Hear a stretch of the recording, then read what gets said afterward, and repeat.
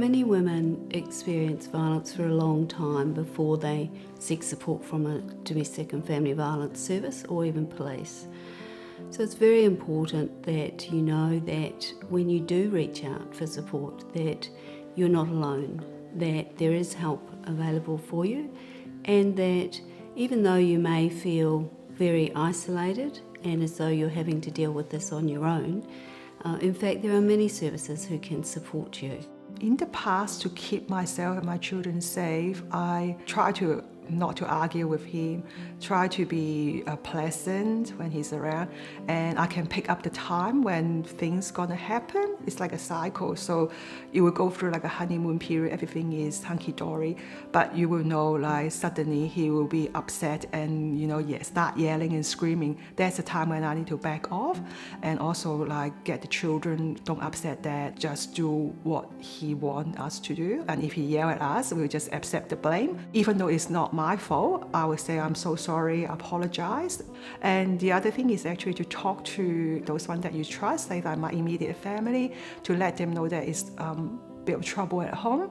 As time goes on, I feel more comfortable to say talk to my sister or my mom or one or two close friends, because I figured out that if nobody knows what's going on when things happen, really happen, I've got no one to believe me or support me. So I think it's important to actually start opening up and talk to others. We know that you are the expert in your life, that no one knows your situation better than you do. And we know that you will be already using safety tips that you might have been using to keep yourself and your children safe. But it's important that when you need to seek support from others, that you feel okay to do that.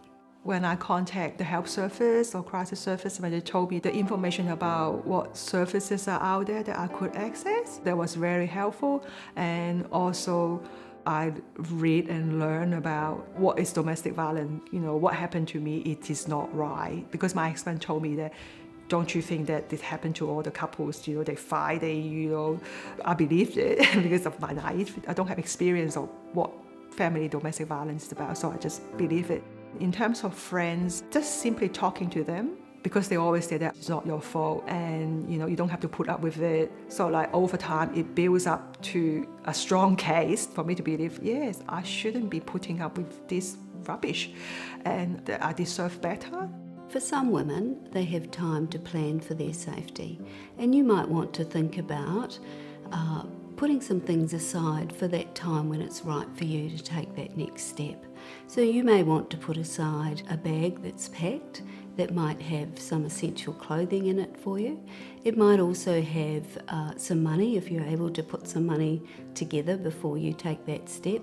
It could have some very important documents that you may need once you leave the home. The thing that I need to think of when I'm planning to leave, number one is some cash on hand so I can have, because when I decided to leave, I decided not to take any credit cards, joint accounts, because the bank will disclose where the transaction taking place. Number two is very important is documents.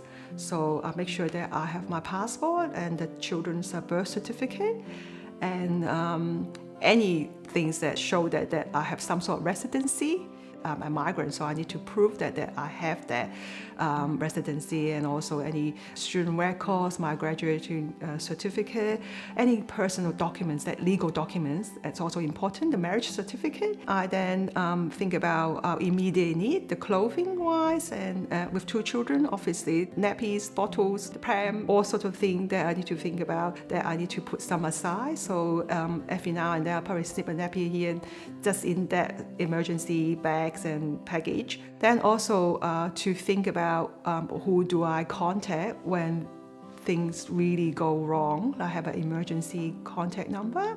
Once you've left the relationship, you may want to consider some other things that will keep you safe. Some of these things include a civil order, which might be called a protection order or an intervention order, and you can go to a family lawyer or to the courts or to a DV service who will support you to make application for one of these orders. You may want to think about your phone and how accessible you can be by phone. You may want to think about other social media and how you might be accessed, or how your partner or ex-partner might be able to monitor your movements. You might want to make changes to your accounts on social media. What saved me is that phone call to the support services who told me that I don't need a marriage counselor. I need to come in because my life is in danger and my children's life. To have someone to tell me that and to put things into perspective, that would be my advice. Don't suffer in silence and seek help.